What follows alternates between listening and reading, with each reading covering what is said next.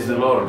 Good morning, everybody. प्रभु आमान को आशीर्वाद कले अनुग्रह देइछंती आज ए दिन रे प्रभु आमान को संगी होंतु आज केते गुडे तीनिटी गुप्त विषय को पवित्र आत्मा आमान को निकट रखिबा पई चाहते। प्रथम होछि जे आमाने जेतेबेले ई जगत रे अछु दीटा विषय बेले बेले आमान को बड़ कष्ट दिए। गोटे होछि आमान को शारीरिक असुस्थता आ द्वितीय होछि जे आमने विभिन्न समय रे विभिन्न ऋणग्रस्त अवस्था रे आमने आसी जाऊ। आर्थिक परिस्थिति बेले बेले आमान को जीवन को आत्मिक जीवन को पारिवारिक जीवन को दुख कारण बनी जाए। किंतु ईश्वर को वाक्य रे परि लिखा जाए जे जेतेबेले आमने ईश्वर को वाक्य को अधिक रु अधिक घोषणा करू बेले बेले एक प्रकार हुए जे आमने ईश्वर को वाक्य पढ़ू अध्ययन करूँ किंतु से वाक्य आम जीवन में परिप्रकाश होवार अच्छे। से वाक्य सत्य अटे, से वाक्य जीवंत अटे, वाक्य कार्य साधन करे। एवरी पुस्तक लेखक से कथा कहते जे वाक्य द्विधार खड्ग स्वरूप आ वाक्य कहवा लोक शुणा लोक इवेन ये वाक्य जो आम जीवन में आसे से आम ईश्वर प्रतिज्ञात वाक्य को आम जीवन में नेबार अच्छे। तेणु आपन यदि द्वितीय विवरणी 28 पर्व तार 12 पद को आसवे से स्थान लिखा जाए सदा प्रभु यथा समय तुम भूमि पर वृष्टि देवाको और तुम हस्तर कर्म आशीर्वाद करने को आकाश रूप उत्तम भंडार तुम प्रति मुक्त करेंगे। तहिरे तुम्हें अनेक गोष्ठी लोक ऋण देव मात्र ऋण नेब नहीं। बेले बेले आमर आर्थिक स्थिति एते जटिल हो जाए किंतु ईश्वर एक जीवंत वाक्य जितेबाला आमने बारंबार ताकू घोषणा करूँ परमेश्वर को वाक्य को घोषणा करिबा आमे प्रार्थना करूँ आमे वाक्य अध्ययन करूँ वाक्य मनन करूँ किंतु वाक्य को घोषणा करिबा आमर जीवन जितेबाला आमने नेबा सेतेबेले से वाक्य आमको ऋण अवस्था आमर अभाव अवस्था प्रभु आमको मुक्त करें। आज अनेक समय आमर ये प्रकार थाए जो सका पाए आम भितर एमआई चिंता थाए किसी पैसा नेवान को देवार चिंता थाए किंतु प्रभु को जीवंत वाक्य जो प्रभु आमको आत्मा द्वारा एक प्रतिज्ञा नहीं अच्छा आ प्रतिज्ञा ये प्रकार आम आकाश एक वृष्टि देवा आई वृष्टि ए प्रकार एक वृष्टि अनेक समय मुझे से वृष्टि विषय जे परमेश्वर आशीर्वाद रूप वृष्टि फाइनेंशियली फिजिकली स्पिरिचुअली सब प्रकार वृष्टि आम जीवन में देवाई चाहते। प्रिय माने आज सकाल समय आम प्रभु आमको ये विषय शिखाते जे आम वाक्य को जो आप ऋण अवस्था अच्छा द्वितीय विवरणी 28 पर्व तार 12 पद को आप घोषणा करते। देखो बारंबार बारंबार जितेबाला कहे से परमेश्वर वाक्य को आम जीवन में कार्य साधन करने आरंभ करेंगे आम आर्थिक स्थिति को परिवर्तित करेंगे आम समस्त दिन अवस्था को परिवर्तित करेंगे आम ऋण अवस्था को परिवर्तित करेंगे जितेबाला आम यही प्रकार एक विषय को घोषणा करूँ कारण से वाक्य और फेरी आसे नहीं जीसा से कथा कहते वाक्य कार्य साधन करे आ भूमेराम पर फेरी आसे नहीं जितेबाला से वाक्य जो पड़ो जो क्षेत्र में पड़ो से फलवान हे। प्रिय मैंने बेले बेले आमको यही परिस्थिति मुक्त करने आमको प्राचुर्यता देवाई प्रभु ये जगत को आमको जीवन को आसी विश्वास करुअछु। तेणु माने बड़ सुंदर द्वितीय कोरिन्थियो 10 पर्व से कथा जाए मो विश्वास करे और जहाँ कहे ताहा मो प्रति घटे। विश्वास रे आपण जो विषय कहिबे ताहा संपूर्ण भाव में सफल हो। बेले बेले आम को मुख प्रभु कहले तुम अष्टदर फल आम सफल करवा आम सब नेगेटिव थॉट रे था आम सकारात्मक हो पारि न था पॉजिटिविटी आम भितर नथिबा बेले आम जो वाक्य को सीटा आम जीवन में विश्वास रे कार्य साधन करें आयुष्य वाक्य आम जीवन में विश्वास उत्पन्न करे आ वाक्य को जो मैंने घोषणा करूँ से दिन आप देखु से तुरी बजेले ଯେତେବେଳେ ଜିରୋ ପ୍ରାଚୀର ସମ୍ମୁଖରେ ଅଛନ୍ତି ଇସ୍ରାଏଲ ଲୋକମାନେ, ସେମାନଙ୍କ ସମ୍ମୁଖରେ ଗୋଟେ ଚ୍ୟାଲେଞ୍ଜ ଥିଲା।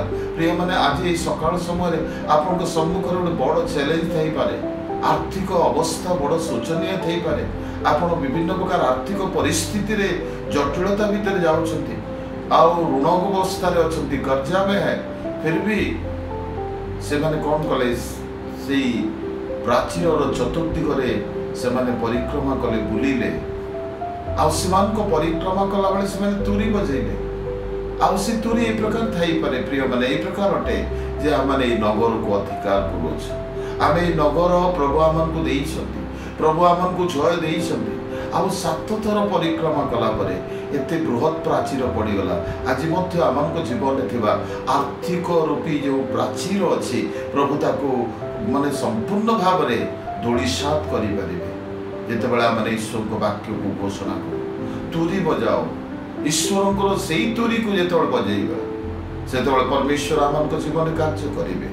ଆପଣ ସେଇ ପ୍ରକାର ଅବସ୍ଥାରେ ଯଦି ଅଛନ୍ତି, ତାକୁ କଣ୍ଟିନ୍ୟୁ କରନ୍ତୁ। କମ୍ ସେ କମ୍ ମାସେ 2 ମାସ ଆପଣ ଏଇ ବାକ୍ୟକୁ ବାରମ୍ବାର କହି ଚାଲନ୍ତୁ। ଦେଖିବେ ପରମେଶ୍ୱର ଗୋଟେ ବଡ଼ ସାକ୍ଷ୍ୟ ଆପଣଙ୍କ ଜୀବନରେ। ଫାଇନାନ୍ସିଆଲ ସବୁ ଦ୍ୱାର ସବୁ ଉନ୍ମୁକ୍ତ କରିବେ। ପରମେଶ୍ୱରଙ୍କ ବାକ୍ୟରେ ଏ ପ୍ରକାର ଲେଖାଯାଏ, ଆପଣ ଯଦି ଦ୍ୱିତୀୟ ବିବରଣୀ ତାର 8 ପର୍ବ 18 ପଦକୁ ଆସିବେ, সেই স্থানে লেখাযায় বড় সুন্দর। দ্বিতীয় বিবরণী 8 পর্ব 18 পদ কହୁଛି, ঐশ্বর্য পাଇବା ପାଇଁ ସାମର୍ଥ୍ୟ ଆମକୁ ପ୍ରଭୁ ଦେଇଛନ୍ତି। ଅଲ୍ ପ୍ରୋସ୍ପେରିଟି, ସମସ୍ତ ପ୍ରାଚୁର୍ଯ୍ୟତା, ସମସ୍ତ ଆଶୀର୍ବାଦ ପ୍ରଭୁ ଆମକୁ ଦେବା ପାଇଁ ପ୍ରତିଜ୍ଞା କରିଅଛନ୍ତି। ତେଣୁ ପ୍ରିୟମାନେ, ଆଜି ସକାଳ ସମୟରେ ଆପଣ ଯଦି କୌଣସି ପ୍ରକାର ଏ ପ୍ରକାର ଋଣ ଅବସ୍ଥାରେ ଅଛନ୍ତି ଓ ଆର୍ଥିକ ପରିସ୍ଥିତି ଭିତରେ ଅଛନ୍ତି, ଯେଉଁ ପ୍ରଭୁ ଆପଣଙ୍କୁ ପ୍ରେମ କରନ୍ତି, ଯେ ଆପଣଙ୍କ ପାଇଁ ଦିନ ରୂପ ନେଲେ, ଯେ ଆପଣଙ୍କୁ ଧନବାନ କରିବା ପାଇଁ ସେ ସମ୍ପୂର୍ଣ୍ଣ ଭାବରେ ନିଜକୁ କୃଷାର୍ପିତ କଲେ। ସେ ଆମଙ୍କର ଦିନ ରୂପ ନେଇ ବସା ଘରେ ବି ତାଙ୍କ ପାଇଁ ସ୍ଥାନ ନଥିଲା, କାରଣ ଆମକୁ ସେ ଦୀନତାରୁ ମୁକ୍ତ କରି ଧନବାନ କରିବା ପାଇଁ।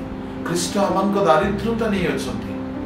ଖ୍ରୀଷ୍ଟ ଆମଙ୍କର ସମସ୍ତ ପ୍ରକାର ଦାରିଦ୍ରତାର ଅଭିଶାପକୁ ସେ ଆପଣା ଉପରେ ନେଲେ।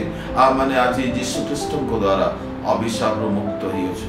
ସେ ଖ୍ରୀଷ୍ଟଙ୍କ ନିକଟରେ ଏହି ସକାଳ ସମୟରେ ପବିତ୍ର ଆତ୍ମା କହୁଛନ୍ତି ଯେ ଆମେ ଯେତେବେଳେ ବିଶ୍ୱାସ କରିବା, ଫିଲିପିଓ ତାର 4:19ରେ ଲେଖାଯାଏ, ଖ୍ରୀଷ୍ଟ ଯୀଶୁଙ୍କ ଠାରେ ତାହାଙ୍କର ଗୌରବମୟ ଐଶ୍ୱର୍ଯ୍ୟରେ ତୁମଙ୍କୁ ପ୍ରତ୍ୟେକ ଅଭାବ ସେ ପୂରଣ କରିବେ। ତାହାଙ୍କ ଠାରେ, ତାହାଙ୍କ ସହଭାଗିତାରେ, ତାଙ୍କ ନିକଟରେ ଯେତେବେଳେ ଆମେ ଆସିଅଛୁ, ଐଶ୍ୱରିକ ସେ କ'ଣ କହୁଛନ୍ତି, ଗୌରବମୟ ଐଶ୍ୱର୍ଯ୍ୟ ଅନୁସାରେ ତୁମକୁ ପ୍ରତ୍ୟେକ ଅଭାବ ପୂରଣ କରିବେ। ପ୍ରଭୁଙ୍କ ଠାରେ ଯେଉଁ ମହିମାର ଐଶ୍ୱର୍ଯ୍ୟ ଅଛି, ଯେଉଁ ମାନେ ସମସ୍ତ ପୂର୍ଣ୍ଣତା ଓ ଆଶୀର୍ବାଦ ତାଙ୍କ ପାଖରେ ଅଛି। ତେଣୁ ଈଶ୍ୱରଙ୍କ ବାକ୍ୟ ଲେଖାଯାଏ, ଓ ଧନ ଆମର, ସୁନା ରୂପା ସବୁ ବିଷୟ ଆମର, କାରଣ ପ୍ରଭୁଙ୍କ ବାକ୍ୟ ଲେଖାଯାଏ, ଜଗତ ଓ ତହିଁର ପୂର୍ଣ୍ଣତା ସଦା ପ୍ରଭୁଙ୍କର ଅଟେ। ପ୍ରିୟମାନେ, ଆଜି ପ୍ରଭୁ ଆପଣଙ୍କ ସମସ୍ୟା, ଆପଣଙ୍କ ସମ୍ମୁଖରେ ଥିବା ପ୍ରାଚୀରକୁ ଧୂଳିସାତ୍ କରିବା ପାଇଁ ଚାହାନ୍ତି। କେବଳ ଆପଣ ଘୋଷଣା କରନ୍ତୁ, କେବଳ ପ୍ରଭୁଙ୍କ ବାକ୍ୟକୁ ଓ ବାରମ୍ବାର ଆପଣଙ୍କ ଜୀବନରେ ତାକୁ କୁହନ୍ତୁ। ଆପଣ ବସିଲା ବେଳେ, ଉଠିଲା ବେଳେ, ଚାଲିଲା ବେଳେ ଆପଣ ସେ ବାକ୍ୟକୁ ଯେତେବେଳେ ଘୋଷଣା କରିବେ, ପରମେଶ୍ୱର ଆପଣଙ୍କ ଜୀବନରେ ଆଶୀର୍ବାଦ ଅନୁଗ୍ରହ ଦେବେ। ଦ୍ୱିତୀୟ ବିଷୟ ହେଲା ଯେ ଆମମାନେ ସୁସ୍ଥତା। ବେଳେବେଳେ ଆମଙ୍କ ଜୀବନରେ ବାରମ୍ବାର ରୋଗ ଆମକୁ ଅସୁସ୍ଥ କରି ପକେଇଛି, କିନ୍ତୁ ଯେସାୟା 53 ତାର 5 ପଦ ଅନୁସାରେ ଯଦି ଆପଣ ଘୋଷଣା କରିବେ, ନିଶ୍ଚୟ ମୁଁ ତାଙ୍କ ପ୍ରହାରରେ ସୁସ୍ଥ ହେଇଅଛି। ଆପଣ ଯେକୌଣସି ରୋଗରେ ଥାଆନ୍ତୁ ନା କାହିଁକି, ଖ୍ରୀଷ୍ଟ ଆପଣଙ୍କ ପାଇଁ ପ୍ରହାରିତ ହେଇଅଛନ୍ତି। ଖ୍ରୀଷ୍ଟ ଆପଣଙ୍କ ପାଇଁ ମୂଲ୍ୟ ଦେଇଅଛନ୍ତି। ଖ୍ରୀଷ୍ଟ ଆପଣଙ୍କ ପାଇଁ ସେ ନିର୍ଯାତିତ ହେଲେ ଏଇଥିପାଇଁ କି ଆମମାନେ ଯେପରି ସୁସ୍ଥତା ପାଉ। ତେଣୁ ତାକୁ ଏଇ ନାମ ଦିଆଯାଇଛି। ଏ ପ୍ରକାର ନାମ କାହାକୁ ଦିଆଯାଇନି। ଯେହୋବା ରାଫା, ଆମ୍ଭେ ସଦାପ୍ରଭୁ ଆରୋଗ୍ୟକାରୀ। ଆପଣ ରୋଗରେ ଅଛନ୍ତି, ଆପଣଙ୍କ ରୋଗ ଆପଣଙ୍କୁ ବ୍ୟତିବ୍ୟସ୍ତ କରିଛି। ଆପଣ ଗୋଟେ ଡକ୍ଟରରୁ ଅନ୍ୟ ଡକ୍ଟର, ଗୋଟେ ହସ୍ପିଟାଲରୁ ଅନ୍ୟ ହସ୍ପିଟାଲ, ଏଇଟା ପ୍ରଭୁ ଚାହୁଁନାହାନ୍ତି। ଆପଣଙ୍କୁ ଶାରୀରିକ ଭାବରେ ସେ ସୁସ୍ଥ କରିବେ, ଆତ୍ମିକ ଭାବରେ ସୁସ୍ଥ କରିବା ପାଇଁ ଚାହାନ୍ତି। ପ୍ରିୟମାନେ, ଆଜି ଏହି ସକାଳ ସମୟରେ ପ୍ରଭୁ ଆପଣଙ୍କୁ ଆଶୀର୍ବାଦ କରନ୍ତୁ। ସବୁ ପ୍ରକାର ପ୍ରାଚୁର୍ଯ୍ୟତା, ସବୁ ପ୍ରକାର ଆରୋଗ୍ୟତା ତାହାଙ୍କ ନିକଟରେ ନିହିତ ଅଛି। ଆମେ ଯଦି କହିବା, ଘୋଷଣା କରିବା, ଏ ବାକ୍ୟ ସତ୍ୟ ଅଟେ। ଏ ବାକ୍ୟ रीमा अटे लिविंग वर्ड जीवनदायक वाक्य ए वाक्य जिते प्रभु जिते पठेले प्रभु को वाक्य लिखा जाए आम आप वाक्य पठे से सुस्थ करें से दिन अंध को प्रभु कहले उठ आउ छुईले आउ प्रभु जिते छुईले से तार दृष्टि पाइला प्रभु से दिन पक्षाघाती रोगी को कहले उठ तुम खटिया घेरी चली जाओ that means the word create everything निर्माण करिवार शक्ति अछि आज आपन जीवन जदि कौन से विषय निर्मित होइने ए किडनी बनैवा लोक आखि तैयारी करिवा लोक शरीर प्रत्येक अंग को से तैयारी करछथि से प्रभु को ऊपर जेतबेला आपण भरोसा करिवे विश्वास करिवे एवं तांको वाक्य को आज्ञाकारी भाव में ग्रहण करिवे आ से वाक्य को आपण को जीवन रे विश्वास सहित लगेइबे तेणु प्रेरित पाउल बड़ सुंदर कहले मु जहाँ विश्वास करे ताहा कुहे आ ताहा मो प्रति घटे आज जदि आपण विश्वास सहित ए वाक्य घोषणा करिवे आपण जीवन गोटे नुआ रिफॉर्मेशन प्रभु आनिबे नुआ परिवर्तन आनिबे आज सकाळ समय मु आपण को पई ए दुईटा विषय को आपण को सम्मुख रखोछि प्रथम आपण आर्थिक समस्या ऋणग्रस्त अवस्था प्रभु आपण को मुक्त करंतु एवं द्वितीय विषय प्रभु आपण को सुस्थ करंतु से आरोग्यकारी आसु प्रार्थना करिबा स्वर्गस्थ प्रभु मो तुमर प्रिय लोक मान को पई प्रभु प्रार्थना करे जो मान को पई तुमे क्रूसरे मूल्य देलो तुमे प्रहारित हेलो तुमे क्षत विक्षत हेलो एक उद्देश्य प्रभु जेपरि आमने सुस्थता पाइबा हे प्रभु तुम से आरोग्यकारी सामता जी प्रभावित करो तुम आरोग्यकारी स्पर्श प्रत्येक को दियो तुम आरोग्यकारी शक्ति द्वारा लोक मैंने संपूर्ण भाव में सुस्थता भोग करते तेणु से दिन पाउल यही कथा कहले से माने जे सुस्थता भोग करेंगे आरोग्यता को भोग करेंगे हाँ प्रभु तुम अनुग्रह से प्रति आस हाँ प्रभु जो मैंने ऋण अवस्था अच्छा जो मैंने कर्जार अच्छा जो मैंने आर्थिक दुर्बलता भीतर अच्छा प्रभु जीशु से तुम प्राचुर्यता द्वारा तुम्हें से समस्त और आशीर्वाद रूप द्वार खोल से फाइनेंशियल और सबकि क्राइसिस सब जाओ प्रभु समस्त दुर्बलता चली जाओ ग्रासित आत्मा चली जाओ समस्त प्रकार ऋणर आत्मा चली जाओ समस्त दीनतार आत्मा चली जाओ समस्त प्रकार प्रभु संपूर्ण भाव में नष्ट करुवा भ्रष्ट करुवा आत्मा को आम नागरित जीशु ना बांधुछु प्रभु तुम पवित्र हस्त द्वारा प्रत्येक को आशीर्वाद और अनुग्रह दियो बोली प्रार्थना जीशु ना मांगुछु आमीन।